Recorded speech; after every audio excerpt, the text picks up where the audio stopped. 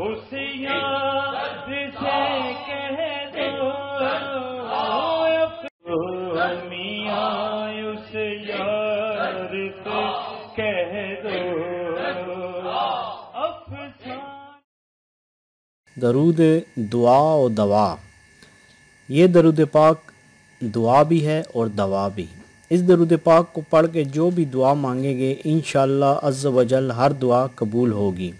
اور اگر کوئی شخص بیمار ہے تو وہ اس درود پاک کو پڑھ کر جو بھی دوا کھائے گا انشاءاللہ اسے شفا ملے گی، یا اس درود پاک کو پڑھ کر اپنے مرض کی جگہ پر دم کرے گا تو انشاءاللہ مرض سے شفا ملے گی۔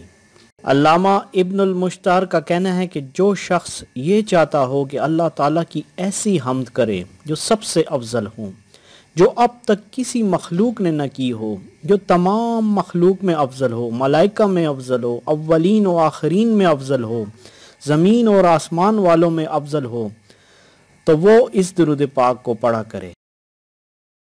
بسم اللہ الرحمن الرحیم۔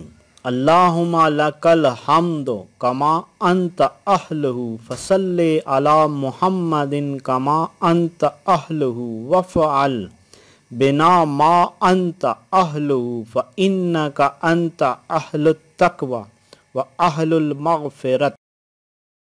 بسم اللہ الرحمن الرحیم۔ اللہم لک الحمد کما انت اہلہ فصلی علی محمد کما انت اہلہ وفعل بنا ما انت اہلہ فانک انت اہل التقوی واہل المغفرت۔